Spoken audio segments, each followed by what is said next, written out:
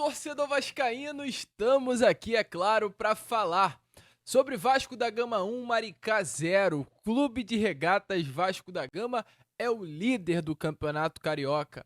Ah, Lucas, mas é só o Campeonato Carioca. Você tá feliz pelo fato do Vasco ser o atual líder de uma competição tão boba, tão fraca, com times tão ruins como o Campeonato Carioca?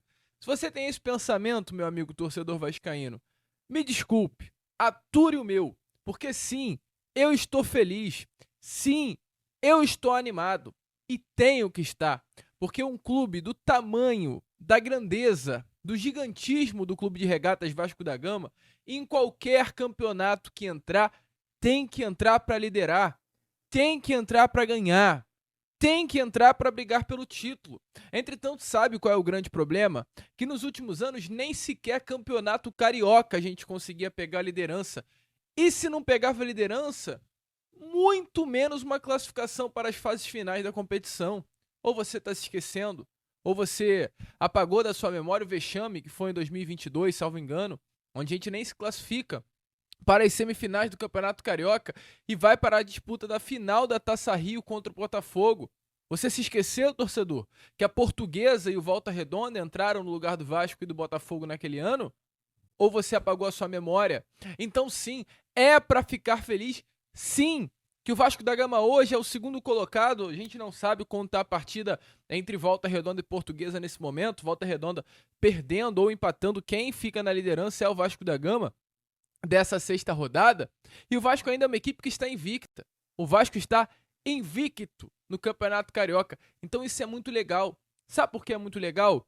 Porque eu acho que hoje, 25, exatamente no dia 29 de janeiro de 2025, eu tenho a convicção que eu tô falando aqui com vocês.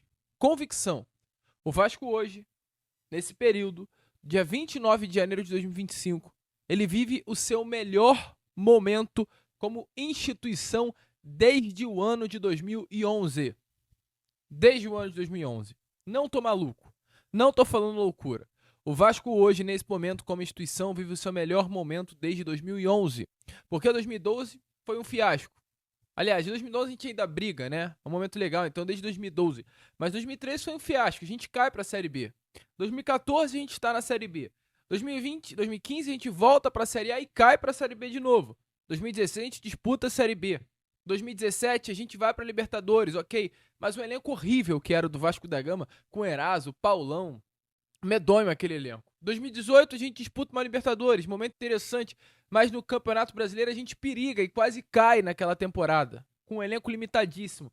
Em 2019 a gente periga, quase cai, o Luxemburgo nos livra na Bacia das Almas. 2020 a gente cai. 2021 a gente disputa a Série B. 2022 a gente disputa a Série B. 2023 a gente sobe e quase cai para a Série B. E no ano passado a gente consegue ter um ano um pouquinho mais tranquilo. Nesse ano, 25, eu tenho convicção que o Vasco da Gama não vai disputar para não cair. Não será um ano em que a gente vai se preocupar com rebaixamento. Eu acho que depois de, muito tempo, a gente entra no Campeonato Brasileiro olhando para a parte de cima da tabela. Tranquilo, relaxado com relação a uma queda para a segunda divisão do Campeonato Brasileiro. Isso, chutou para longe, esquece. Ainda temos para disputar uma Copa do Brasil, ainda temos para disputar uma Sul-Americana e ainda temos para brigar pelo Campeonato Carioca. Depois de muito tempo, eu, Lucas, vejo o meu Vasco da Gama entrando em campo com uma mentalidade interessante. Uma mentalidade, clube pequeno, a gente vai ganhar. Não precisa se preocupar. A gente vai dar um jeito de vencer. E esse tá sendo o Vasco da Gama. Todos os meus pós-jogos desse Campeonato Carioca, eu estou fazendo questão de lembrar a vocês. Questão do Vasco da Gama, nesses últimos anos, sendo uma equipe que sofria para ganhar dos pequenos, com o time titular. O Vasco hoje, ele vence a equipe do Maricá. É claro, era para ter vencido por 2, 3, 4. É o Maricá, com todo o respeito do mundo. Mas vence com o time misto, gente. O Vasco vence com o time misto. O time misto do Vasco da Gama de 2025 é melhor que o time titular do Vasco da Gama de alguns anos anteriores a esse. É melhor. Hoje, o Lucas Freitas fez uma partida bem interessante pelo lado esquerdo da zaga. O Lucas Freitas hoje no sistema defensivo demonstrou para mim mais confiança do que o zagueiro Léo nesses últimos anos. O Souza, que eu tanto critico, fez uma partida bem honesta. O Puma, gente, fez uma partida muito honesta. Mas o Paulo Henrique tá iluminado. E eu vou falar já já sobre ele. Vitor Luiz, ok, eu não gostei muito da partida do Vitor Luiz, mas eu creio que nessa temporada de 2025 pouco será utilizado o Vitor, pouco será utilizado. Na nossa trinca, no nosso tripé do meio campo, o Matheus Carvalho fez uma partida muito legal, cara. Que jogador é o Matheus Carvalho?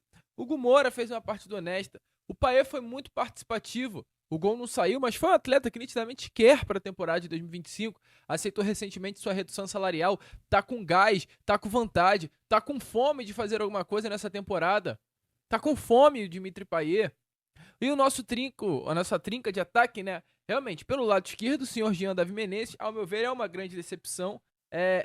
Assim, poxa, é difícil, né? Olhar para o senhor Jean Davi Menezes e esperar alguma coisa. É definitivamente complicado.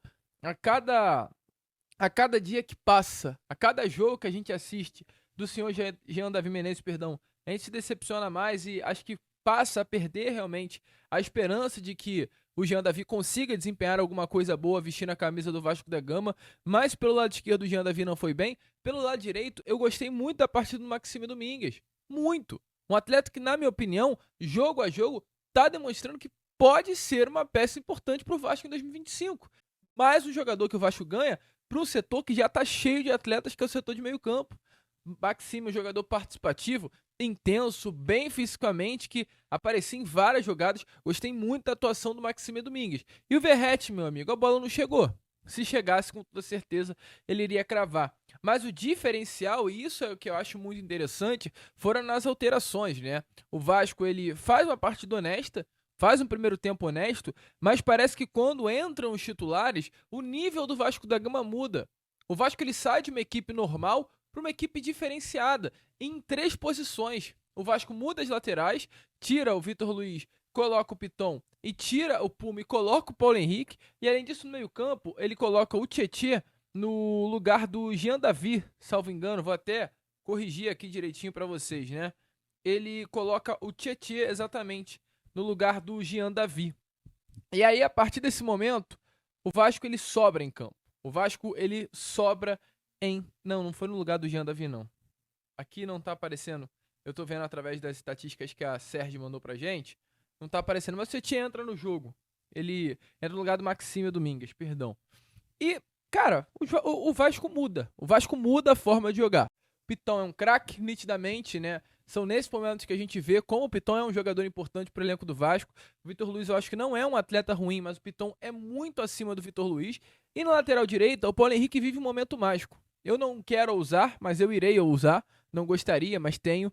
O Paulo Henrique hoje, na minha opinião, é um dos melhores laterais direitos do futebol brasileiro. O Paulo Henrique hoje joga bola de seleção brasileira. Por que eu digo isso? Porque o Paulo Henrique é craque? Não, mas pela carência que se há na posição de lateral do Brasil. Tô dizendo que o Paulo Henrique tem que ir para a seleção? Não, ainda falta muito, é um momento. Mas se esse momento permanecer, por que não? O que tem de mais no Paulo Henrique? Para ele ser um jogador de seleção brasileira hoje, ou aliás, o que não tem de mais? O Paulo Henrique é um atleta ofensivo, um atleta que gosta de jogar no último terço do campo, é um jogador que defensivamente não tem muitos problemas, então é um jogador equilibrado, sabe atacar, mas também tem valências defensivas. É um jogador que sabe usar as duas, é um jogador interessantíssimo para quebrar linhas, é um jogador que, pelo fato de saber usar as duas, ele consegue cortar para dentro e dar espaço para esse ponto a usar o corredor do lado direito. Então, assim, é um jogador interessantíssimo. Hoje, o nome do Paulo Henrique já pode ser um nome, sim, pensado. Eu não estou falando que tem que ser convocado, mas tem que ser pensado para uma convocação brasileira. Que lateral interessante hoje é Paulo Henrique. Que momento hoje vive Paulo Henrique com a camisa do Vasco. E que legal e que bom que o Vasco da Gama tem Paulo Henrique e Puma Rodrigues na sua lateral direita. Porque o Puma também fez um primeiro tempo interessantíssimo. Nada deixou a faltar. E uma pena, assim, uma pena para ele, pro Puma, mas para nós vascaínos, que legal. Porque a gente tem um Puma que tá jogando muita bola, talvez hoje viva um dos melhores momentos vestindo a camisa do Vasco, mas a gente tem o Paulo Henrique, que também vive um momento gigantesco vestindo a camisa do nosso Cruz Maltino. Então a gente tem 2 laterais que hoje estão atuando em alto nível com a camisa do Vasco da Gama. Então, assim, uma vitória muito interessante, 1-0, o Vasco chegando, né, dependendo, é claro, desse resultado do Volta Redonda, a liderança ou a vice-liderança do Campeonato Carioca, uma invencibilidade, e o Vasco da Gama agora terá nessa próxima rodada, nesse próximo final de semana, no domingo ou no sábado, eu não lembro aqui, vou até procurar direitinho. O Vasco enfrentará nesse próximo sábado, às 4h30 da tarde, a equipe do Volta Redonda em Cariacica. E depois, ainda em Cariacica, na quarta-feira que vem, às 9h30 da noite, o Vasco enfrentará a equipe do Fluminense. O Vasco vencendo Volta Redonda, fica na liderança do Campeonato Carioca e o Vasco fecha na 10ª e na 11ª rodada. Os 2 últimos jogos são 2 clássicos contra Flamengo e contra Botafogo. Então, meu amigo, vence o gigante. Vence o gigante. E só para fechar, de fato, esse pós-jogo, o trabalho de Fábio Carelli. Enaltecer o trabalho do técnico Fábio Carelli. Que hoje, mesmo com o time misto, mesmo com o time sem entrosamento, por nunca ninguém desses atletas terem jogado juntos, o Vasco conseguiu desempenhar. O Vasco conseguiu fazer um bom futebol. O Vasco conseguiu não manter, talvez, 100% daquilo que hoje Fábio Carelli quer para o seu elenco titular. Mas as características, o jeito de jogar, a troca de passes, a valorização da posse, a intensidade defensiva, as jogadas, tudo isso a gente viu nesse Vasco da Gama de hoje. Mesmo com o Jean Davi, com o Hugo Moura, com o Matheus Carvalho, com o Payet e automaticamente sem Coutinho, sem Tietê, sem Jair, sem Paulinho, que são jogadores ímpares nesse time do Vasco da Gama. Então assim, o Vasco ele não tem os mesmos jogadores, mas a forma de jogar continua a mesma. Sabe o que é isso? É trabalho. É trabalho. Então na capa tá aparecendo o Paulo Henrique sim, porque foi o grande nome desse jogo através da grande jogada feita pelo gol. Mas tem que se enaltecer o trabalho do técnico Fábio Carelli, que foi tão criticado, foi tão escorraçado. Eu fui um dos que mais talvez tenha criticado o nome do Fábio Carelli. Mas hoje, se olharem aqui para minha língua, ela vai estar quente, vai estar queimada. Porque sim, em relação ao Fábio Carelli, eu, Lucas, queimei a minha língua. Trabalho excelente que o treinador vem desempenhando à frente do nosso Cruz Maltino. Também tá gostando? Deixa a sua opinião aí nos comentários. A gente fica por aqui. Esse foi o nosso pós-jogo. Se curtiu, se inscreva, curta, compartilhe, ajudem o nosso crescimento. Vence o gigante da colina e a gente volta amanhã às 7, trazendo a Acorda Vascão a vocês. Vambora, Vascaíno! E como a gente está pedindo aqui a vocês, curta o vídeo, tá? A gente acabou não postando frequentemente nesse último final de semana e durante alguns dias dessa semana, porque eu, Lucas, casei no sábado, então o canal deu uma parada, meu celular queimou, olha, uma loucura, a gente vai voltar com força máxima, então larga o dedo aí no joinha. Show, ó! Vambora, vamos que vamos, se inscrevam, compartilhem e como a gente sempre fala aqui no nosso canal, saudações vascaínas!